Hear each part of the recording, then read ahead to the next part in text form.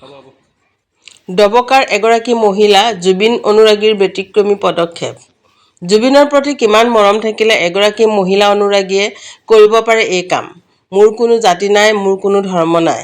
হিয়াৰ আমঠু জুবিন গাৰ্গে যিদৰে সকলো জাতি ধৰ্ম ভেদাভেদ নকৰি সকলোকে একেলগ কৰাৰ সপোন দেখিছিল, সেই সপোন পূৰণ কৰিবলৈ চেষ্টা কৰিলে ডবকাৰ সকনজুৰিৰ এগৰাকী মহিলাই। এইগৰাকী সমাজসেৱিকা মুছলমান মহিলাৰ এই কামে জুবিন অনুৰাগীৰ মন জয় কৰিবলৈ সক্ষম হৈছে। এইদৰে প্ৰতি বছৰে বিভিন্ন উৎসৱসমূহত জাতি ধৰ্ম নিৰ্বিশেষে জুবিন অনুৰাগী হিচাপে সকলোকে একতাৰ এনাজৰীৰে বান্ধিবলৈ চেষ্টা কৰিব বুলি জনাইছে। আজি তেখেতৰ পৰিয়ালবৰ্গই মিলি গাঁৱৰ দুখীয়া দৰিদ্ৰ লোকক একোখনকৈ শাৰী উপহাৰ দিয়ে। জুবিন গাৰ্গৰ বিষয়ে কিছু কথা অৱগত কৰে। মহিলাগৰাকীৰ নাম শামছুন নেহাৰ।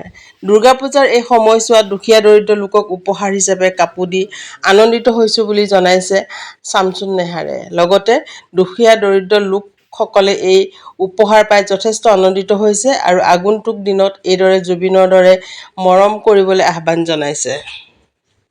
নমস্কাৰ, আসসালামু আলাইকুম। পোনপ্ৰথমে মই অসমবাসী ৰাইজক শাৰদীয় দুৰ্গা পূজাৰ শুভেচ্ছা জনালোঁ আৰু এই সুযোগতে আমাৰ সাংবাদিক বন্ধুক মই ধন্যবাদ জনাইছোঁ। মোৰ আই মাতৃসকলক ধন্যবাদ জনাইছোঁ, কৃতজ্ঞ জনাইছোঁ। মই কি ক'ম, আজি ভাষা নাই মোৰ মুখত ক'বলৈ, কাৰণ আজি এই খন্তেক সময়টো বৰ দুখৰ বিষয়। কাৰণ আমাৰ মাজৰ পৰা আমাৰ অসমৰ সম্পদ, অসমৰ চকুৰ মণি মাননীয় আমাৰ জুবিন দা আমাৰ মাজৰ পৰা নাইকিয়া হ'ল। তাৰ পিছতো মই আজি এটা পদক্ষেপ ল'বলৈ বিচাৰিছোঁ। মোৰ ভাইটিসকল, মোৰ দাদা নাই, সৰু ভাইটি আছে, ভাইটিসকলৰ সহযোগত আজি এটা পদক্ষেপ লৈছোঁ। যিহেতু আমাৰ জুবিন দাই কৈছিলে যে আমাৰ কোনো জাতি নাই, কোনো ধৰ্ম নাই, এষাৰ কথা কৈছিলে।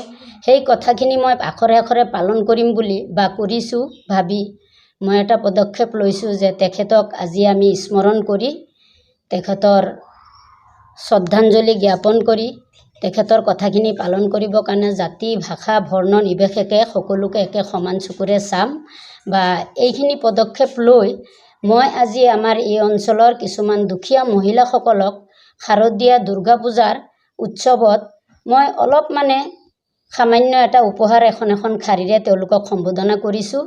যিহেতু মই দুখীয়া মহিলা, মোৰ আৰ্থিক অৱস্থা ইমান ভাল নহয়, তাৰপিছতো মোৰ মন যায় কৰিবলৈ, জুবিন দাক স্মৰণ কৰি এইখিনি কাম আজি কৰিবলৈ ওলাইছোঁ।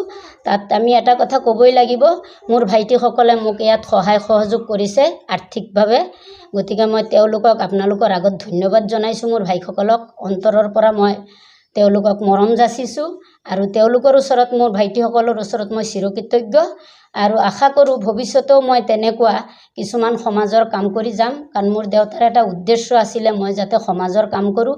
মই সমাজসেৱিক হিচাপে মই আগৰ পৰাই সৰুৰে পৰাই মই সমাজৰ কাম কৰি ভাল পাওঁ। মানুহৰ দুখে সুখে থিয় হ'বলৈ মই বহুত সুখী, আনন্দিত হওঁ আৰু আজি মই নিজকে সুখী বুলি ভাবিছোঁ তাৰ মাজতো, ইমান দুখৰ মাজতো, যিহেতু মই এইখিনি মানুহক, দুখীয়া মহিলাসকলক অলপ হ'লে হাঁহি বিৰিঙাব পাৰিছোঁ। এইখিনিয়ে মই কৈছোঁ। ধন্যবাদ। জয় আই অসম। নমস্কাৰ। প্ৰথমতে মই গোটেই অসমবাসীক শাৰদীয় দুৰ্গা পূজাৰ শুভেচ্ছা জনাইছোঁ।